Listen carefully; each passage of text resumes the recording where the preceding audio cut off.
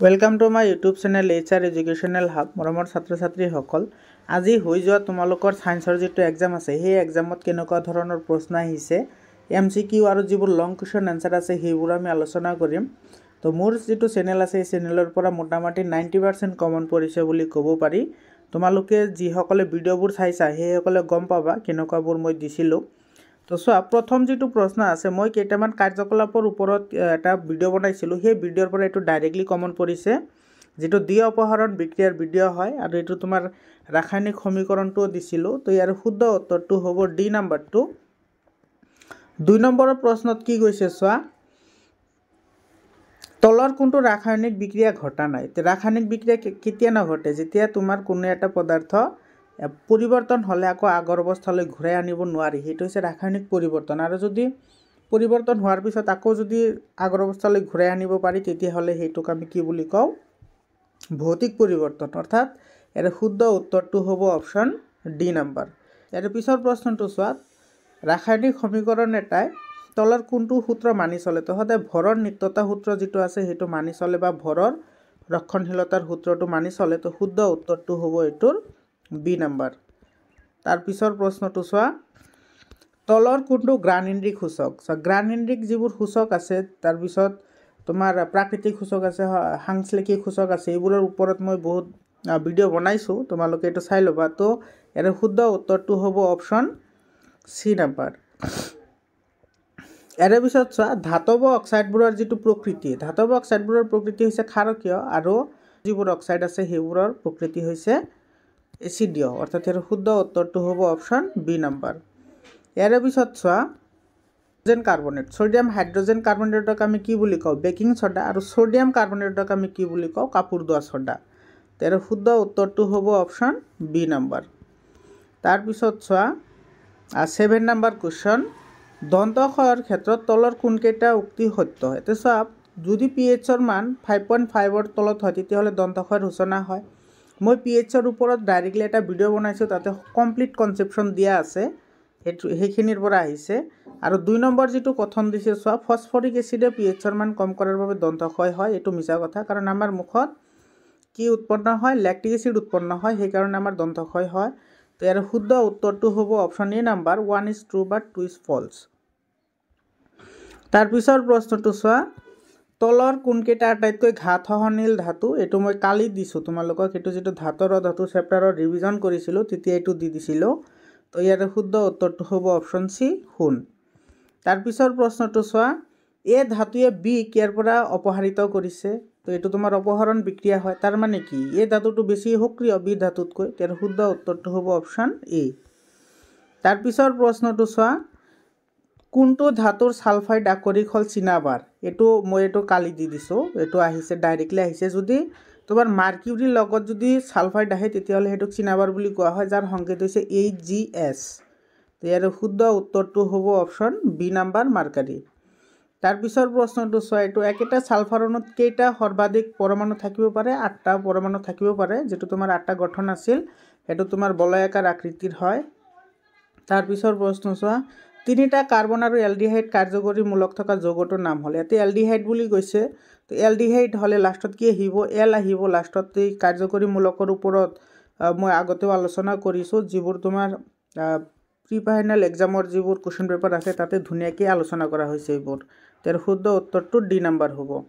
এৰ পিছত জাৰক পদাৰ্থ কোনটো সত্য তো জাৰক পদাৰ্থ কোনবোৰক কয় যিবোৰে অক্সিজেন দিয়ে বেলেগক অক্সিজেন দিয়ে সেইবোৰক জাৰক পদাৰ্থ বুলি কয় আৰু শুদ্ধ উত্তৰটো হ'ব অপচন বি নম্বৰ তাৰ পিছৰ প্ৰশ্নটো সোৱা এটো পৰ্যাবৃত্ত তালিকাৰ তলৰ কোনটো ধৰ্ম বৰ্গ এটা ওপৰৰ পৰা তললৈ বাঢ়ে এটো কিন্তু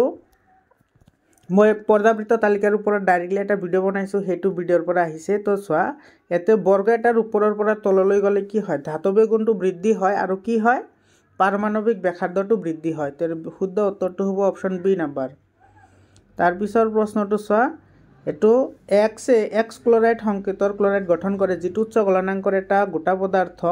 আৰু এক্সৰ তলৰ কোনটোৰ হৈতে পৰ্যাবৃত্ত তালিকাত একেটা বৰ্গতে থকাৰ সম্ভাৱনা আটাইতকৈ বেছি এতে সোৱা যেটো ক্লোৰিনৰ লগত 2 আহিছে গতিকে ইয়াতে যেটো এক্স মৌল হ'ব হেতুৰ যোজ্যতা 2 হ'ব লাগিব তে যোজ্যতা সম্পন্ন মৌলটো কি আছে মেগনেছিয়াম আছে গতিকে এর শুদ্ধ উত্তৰটো হ'ব অপচন বি নম্বৰ তাৰ পিছৰ প্ৰশ্নটো চোৱা 16 নম্বৰত কৈছে এখন গোলাকাৰ দাপোন আৰু এখন ক্ষীণ লেন্সৰ গোলাকাৰ লেন্সৰ প্ৰত্যেকৰে ফকাছ দৈৰ্ঘ্য -15 সেন্টিমিটাৰ দাপোনৰ লেন্স আৰু প্ৰকৃতি কেনেকুৱা হ'ব এতিয়া চোৱা দুটাৰে ফোকেল লেন্থটো নিগেটিভ বুলি কৈছে এতিয়া দুটাৰে নিগেটিভ কেতিয়া হয় দুটা হলে দুটা কি হ'ব অবতল হ'ব মানে অবতল দাপোন আৰু অবতল লেন্স তাৰ পিছৰ প্ৰশ্নটো চোৱা 17 নম্বৰ এটো কি কৈছে এজন লৰাই তোৰ চকুৰ পৰা 17 সেন্টিমিটাৰ দূৰত বস্তু এটা দেখা নাপায় কিন্তু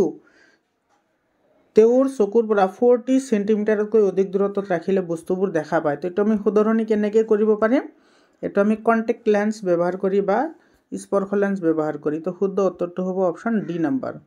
তাৰ পিছৰ প্ৰশ্নটো চোৱা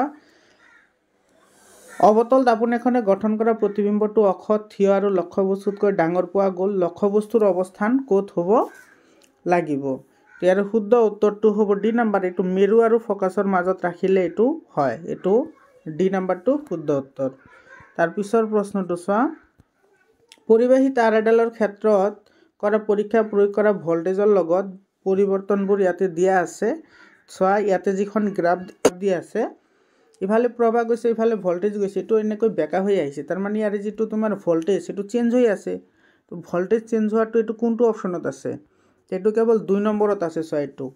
এটো চেঞ্জ হৈ আছে ৰেজিস্ট্যান্সটো চেঞ্জ হৈ আছে এটো 2 নম্বৰটো শুদ্ধ উত্তৰ হ'ব অৰ্থাৎ ইয়াৰ শুদ্ধ উত্তৰটো হ'ব এটো সি নম্বৰ কেৱল 2 তাৰ পিছৰ প্ৰশ্নটো চোৱা বিদ্যুৎ পৰিবাহী তাৰ এডালৰ লগত সম্বন্ধিত চৌম্বক ক্ষেত্ৰ তলত দিয়া নক্সাই সঠিক নিৰূপণ কৰিব ইয়াৰ শুদ্ধ উত্তৰটো হ'ব সি নম্বৰ ইফালে প্ৰবাহ গলে তো ইফালে কি হ'ব চৌম্বকীয় আবিষ্ট প্ৰবাহ হ'ব তাৰ পিছৰ প্ৰশ্নটো চোৱা তলৰ কোনটো এডাল পোন দীঘল পৰিবাহীৰ ওচৰত চৌম্বক ক্ষেত্ৰ শুদ্ধভাৱে বৰ্ণনা কৰে ইয়াৰ শুদ্ধ উত্তৰটো হ'ব অপচন ডি নম্বৰ যেটো আছে হেতু চোৱা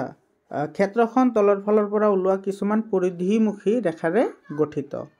22 নম্বৰ কোৱেশ্চন চোৱা মানুহে চকুৱে বস্তু এটাৰ প্ৰতিবিম্ব গঠন কৰাৰ স্থানটো ক'ত হ'ব এটো ৰেটিনা হ'ব এটো বহুতবাৰ আলোচনা কৰা হৈছে তাৰ পিছৰ প্ৰশ্নটো চোৱা মুকলি আকাশৰ ৰং কিয় নীলা মুকলি আকাশৰ ৰং নীলা কিয় হয় তোমাৰ বিক্ষেপণৰ কাৰণে তো এটো হ'ব সি নম্বৰ 24 নম্বৰ কোৱেশ্চন চোৱা তলৰ কোনটো সৌৰ আধাৰিত শক্তি নহয় সৌৰ আধাৰিত শক্তি বুলি কৈছে তো এটো হ'ব নিউক্লিয়াৰ এনাৰ্জি 24 নম্বৰটো তাৰ পিছৰ প্ৰশ্নটো চোৱা 1 কিলোৱাট আৱাৰ্স এটো কিমান জুলৰ সমান হয় ইয়াৰে এটো হ'ব 3.6 * 10⁶ জুল লেন্সৰ ক্ষমতাৰ এছআই একক কি এটো ডায়োপ্টাৰ এটো সকলোৱে জানা এটো বি নম্বৰটো শুদ্ধ উত্তৰ হ'ব 27 নম্বৰ কৈছে 1 ইভি মানে ইলেক্ট্ৰন ভোল্ট তো 1 ইভিৰ সমান কোনটো হয় 1.6 * 10⁻19 জুল তাৰ পিছৰ প্ৰশ্নটো চোৱা 28 নম্বৰ বায়ুমণ্ডলৰ উচ্চ স্তৰত অজনে বাধা দিয়ে কাক বাধা দিয়ে উচ্চ আল্ট্ৰাভায়োলেট ৰে যেটো আছে হেতুক বাধা প্ৰদান কৰে ইয়াৰ শুদ্ধ উত্তৰটো হ'ব সি নম্বৰ 29 নম্বৰ কোৱেশ্চনটো কি কৈছে তলত দিয়া কোনটো শক্তি নৱীকৰণযোগ্য উৎস নহয় বুলি কৈছে তো এটো জীৱাশ্ম ইন্ধন হ'ব অপচন সি নম্বৰটো শুদ্ধ উত্তৰ তাৰ পিছৰ প্ৰশ্নটো চোৱা কয়লা আৰু পেট্ৰলিয়াম গঠনৰ উৎস হ'ল কয়লা আৰু পেট্ৰলিয়াম কেনেকৈ গঠন হয় ইয়াৰ শুদ্ধ উত্তৰটো হ'ব অপচন বি আছে হেতু জীৱভৰৰ সহায়ত কি কৰা হয় কয়লা আৰু পেট্ৰলিয়াম উৎপন্ন কৰা হয় তাৰ পিছৰ প্ৰশ্নটো চোৱা 31 নম্বৰ শক্তি প্ৰবাহৰ ৰৈখিক চিত্ৰৰ পৰা শক্তি প্ৰবাহ সদায় কি হয় একমুখী হয় এটো আলোচনা কৰা হৈছে তাৰ পিছৰ প্ৰশ্নটো চোৱা এটো ইফালে আহিছে তোমাৰ কি আহিছে ইলেক্ট্ৰন আহিছে আৰু চৌম্বক ক্ষেত্ৰ লম্বভাৱে ঘুমাইছে এটো হৈছে তোমাৰ চৌম্বক ক্ষেত্ৰ ইফালে লম্বভাৱে ঘুমাইছে তেতিয়া হলে ইয়াৰে কৈছে যে ক্ৰিয়া কৰা বলৰ দিক কোন ফালে হ'ব পৃষ্ঠৰ ভিতৰৰ ফালে হ'ব এটো সি নম্বৰটো শুদ্ধ উত্তৰ ডি নম্বৰটো শুদ্ধ উত্তৰ তাৰ পিছৰ প্ৰশ্নটো চোৱা 33 নম্বৰ এটা বৈদ্যুতিক বাল্বৰ তাৰডালে 10 মিনিট সময়ত 0.5 এম্পিয়াৰ প্ৰবাহ লয় বৰ্তনীটোত চালিত হোৱা বিদ্যুৎ আধানৰ পৰিমাণ হ'ব এটো হ'ব 300 হ'ব এটো হ'ব শুদ্ধ উত্তৰ তাৰ পিছৰ প্ৰশ্নটো চোৱা এটো 34 এমিবাই তাৰ চৌপাশৰ পৰা ডেছৰ সহায়ত খাদ্যবস্তু গ্ৰহণ কৰে আৰু খাদ্য ঋতুগত কৰে এটো কিহৰ দ্বাৰা কৰে কুটপদৰ দ্বাৰা কৰে তো এটোৰ শুদ্ধ উত্তৰ হ'ব অপচন এ নম্বৰ কুটপদ তাৰ পিছৰ প্ৰশ্নটো চোৱা এটো উদ্ভিদৰ জাইলেম কলাৰ কাম কি জাইলেম কলাৰ কাম হৈছে তোমাৰ পানী পৰিবহন কৰা আৰু ফ্লোয়েম কলাৰ কাম হৈছে খাদ্য পৰিবহন কৰা তো 35 ৰ শুদ্ধ উত্তৰটো হ'ব এ নম্বৰ এটো এ নম্বৰটো শুদ্ধ উত্তৰ তাৰ পিছৰ প্ৰশ্নটো চোৱা কোষৰ এণ্ডোথাৰ্মিক বিক্ৰিয়া সংঘটিতৰ বাবে কি ব্যৱহাৰ কৰে এইটো এটিপি ব্যৱহাৰ কৰে এডিনোসিন ট্ৰাইফসফেট তো বি নাম্বাৰটো শুদ্ধ উত্তৰ 37 নম্বৰ কোৱেশ্চন চোৱা দুটা নিউৰনৰ মাজত খালিতে কি বুলি কোৱা হয় সাইনেপছ বুলি কোৱা হয় তো বি নাম্বাৰটো শুদ্ধ উত্তৰ তাৰ পিছৰ প্ৰশ্নটো চোৱা 38 নম্বৰ কোনটোৱে কোষ বিভাজনত সহায় কৰে এইটো সাইটোকাইনিনে কোষ বিভাজনত সহায় কৰে এইটো বহুতবাৰ আলোচনা কৰা হৈছে বহুত দৃষ্টিগত আহিছে প্ৰি বোৰ্ড এক্সামিনেশ্যনত আহিছে তাৰ পিছত চা কিছুমান ঐচ্ছিক কাৰ্য যেনে এডাল সিধা ৰেখাত খোজ কৰা সাইকেল চলোৱা পেন্সিল এডাল ধৰা আদি নিয়ন্ত্ৰণ কৰা পশ্চাৎ মস্তিষ্কৰ অংশটো হল তেৰ শুদ্ধ উত্তৰটো হ'ব এই নম্বৰ এইটো সেৰিবেলামে নিয়ন্ত্ৰণ কৰে কাৰণ গোটেইকেইটা ঐচ্ছিক ক্ৰিয়া কোনে নিয়ন্ত্ৰণ কৰে সেৰিবেলামে নিয়ন্ত্ৰণ কৰে তাৰ পিছৰ প্ৰশ্নটো চোৱা 40 নম্বৰ কোৱেশ্চন এটো এমিবাৰ দৰে একোষী প্ৰাণীয়ে ডেছ প্ৰক্ৰিয়াৰ দ্বাৰা প্ৰজনন কৰে এমিবাই কি কৰে দ্বিবিভাজনৰ দ্বাৰা কৰে এটো এটা কোষৰ পৰা তাৰ পিছত এটো বাৰি বাৰি দুটা হৈ আহে তো এটো হ'ব অপচন এ নাম্বাৰটো শুদ্ধ উত্তৰ হ'ব তাৰ পিছৰ প্ৰশ্নটো চোৱা এটো পৰাগধানীত কি থাকে পৰাগধানীত পৰাগৰেণু থাকে এটো একেবাৰে ইজি কোৱেশ্চন আহিছে পৰাগধানীত থাকে গোটেইকেইটা ইজি কোৱেশ্চন আহিছে এমসিকিউ কেইটা যিসকলে মোৰ চেনেলটো চাইছা তোমালোকৰ যিবোৰ প্ৰি বোৰ্ড এক্সামিনেশ্যনৰ যিকেইটা এমসিকিউ আছে গোটেইকেইটা এমসিকিউ মই আপলোড কৰিছোঁ আৰু তাৰে পৰা মোটামুটি 100% কমন পৰিছে তাৰ পিছৰ প্ৰশ্নটো চা 42 নম্বৰ কোৱেশ্চনটোত কৈছে তলৰ কোনটো অংগ মানুহৰ দেহৰ স্ত্ৰী জননতন্ত্ৰৰ অংগ নহয় স্ত্ৰী জননাংগৰ অংগ নহয় কিন্তু এটো শুক্ৰবাহী নলীটো স্ত্ৰী নহয় এটো হৈছে মহিলা তাৰ পিছৰ প্ৰশ্নটো কি কৈছে চা 43 নম্বৰ তলত দিয়া সমবৃত্তিক অংগ বাছি লোৱা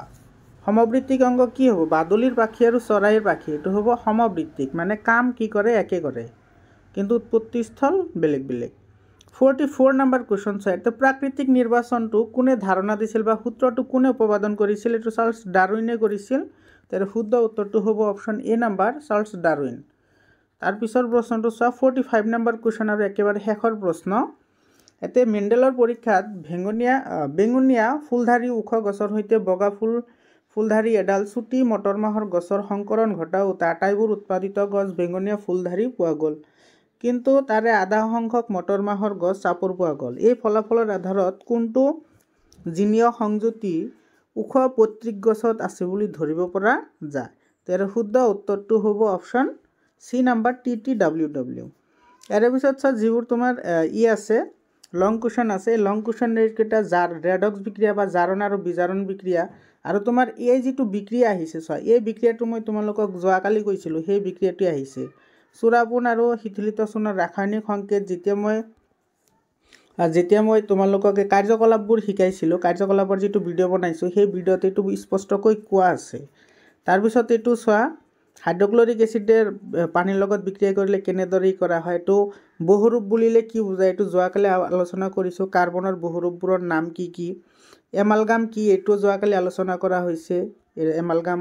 আৰু ব্ৰঞ্জত থকা এইটো সংকৰ ধাতুৰ পৰা আহিছে চোৱা এইটো মই যোৱাকালি আলোচনা কৰিছোঁ এইকেইটা থাৰ্মিট বিক্ৰিয়া কি চোৱা এই বিক্ৰিয়াটো মই যোৱাকালি আলোচনা কৰিছোঁ এটা যিসকলে ভিডিঅ'বোৰ চাইছা আৰু সেইসকলেহে গম পাবা ইয়াৰ পিছত চোৱা পৰ্যাবৃত্ত তালিকাত কাৰ্যকৰী নিউক্লিয় আদান বৰ্গ আৰু পৰ্যায় এটাত কেনেদৰে সলনি হয় যেটো মই তোমাৰ পৰ্যাবৃত্ত তালিকাৰ ওপৰত যিটো ভিডিঅ' বনাইছোঁ সেই ভিডিঅ'ৰ পৰা এইটো 100% আহিছে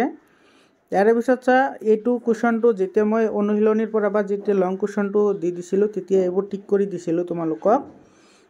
এইটোও দিছিলোঁ কুণ্ডলীত আবিষ্ট কৰাৰ দুটা উপায় ব্যাখ্যা কৰা তোমালোকে যদি চাইছা তেতিয়াহ'লে গম পাবা এইটো ক্ষয়িষ্ণু আৰু অক্ষয়িষ্ণু এইবোৰত দিয়া হৈছে পৰিস্থিতিতন্ত্ৰত বীজকৰ ভূমিকা কি এইবোৰত দিয়া হৈছে আৰু এইটো দিয়া হৈছে এইটো মই সিদিনা দি দিছোঁ এইটো বহুত ইম্পৰ্টেন্ট বুলি কৈ দিছিলোঁ এইটো আহিছে তাৰ পিছত এই প্ৰশ্নটো দি দিছিলোঁ এইটো তোমালোকে চাই ল'বা টিন্ডেল পৰিঘটনা কি এইটো আৰু এই কুৱেশ্চনটো তোমাৰ এইটো উদাহৰণৰ পৰা দিছে এই কুৱেশ্চনটো যিকেইটা উদাহৰণ আছে গোটেইকেইটা উদাহৰণ তোমালোকক চাবলৈ গৈছিলোঁ এইটো দিছে অনুশীলনীৰ পৰা দিছে এইটো মই কৰি দিছোঁ তোমালোকে চাই ল'বা এইটো মই ধুনীয়াকৈ কৰি দিছোঁ আৰু এইটো যিকেইটা তোমাৰ ব্যৱহাৰ আছে প্ৰাকৃতিক সম্পদ ব্যৱহাৰৰ ওপৰত এইবোৰো দিছোঁ তাৰপিছত তোমাৰ ইয়াতে ক্ষুদ্ৰান্তৰ ভিতৰত এইটো ভিলাইৰ বিষয়ে আহিছে ভিলাই কেনেদৰে কাম কৰে বা ভিলাইৰ কি আৰু এইটো চোৱা মানুহৰ যিটো হৃদযন্ত্ৰৰ চিত্ৰ এইটো মই এটা ভিডিঅ'ৰ যিবোৰ চিত্ৰ আছে চিত্ৰৰ ওপৰত মই দুটা ভিডিঅ' বনাইছোঁ আৰু সেই দুটা ভিডিঅ'ৰ পৰা এটা 100% কমন পৰিছে ইয়াৰ পিছত স্থানান্তৰণ কি আৰু এইটো স্নায়ুকোষৰ চিত্ৰ এইটো মই দি দিছিলোঁ ইয়াৰ পিছত চোৱা সঞ্জীৱনী পদাৰ্থবোৰ কি হয়, এইবোৰৰ কাম কেনেকুৱা আৰু ক'ত কেনেকৈ ধৰে, আৰু এইটো দ্বিখিণ্ডন বা বহু বিভাজনৰ মাজত ডিফাৰেন্স, এই প্ৰশ্নটো মই দি দিছিলোঁ। ডিএনএৰ প্ৰতিলিপিকৰণৰ কিয় আৱশ্যক, তাৰপিছত এইটো দিছিলোঁ জীৱাশ্মবোৰে কেনেকৈ বিৱৰ্তনৰ লগত জড়িত হৈ আছে, আৰু মেণ্ডেলৰ যিটো দ্বিসংকৰণ প্ৰশ্ন আহিছে। মৰমৰ ছাত্ৰ ছাত্ৰীসকল, তোমালোকে কিমান পালা মোক কমেণ্ট কৰি জনোৱা। আশা কৰিছোঁ সকলোৰে ভালেই হৈছে। ধন্যবাদ।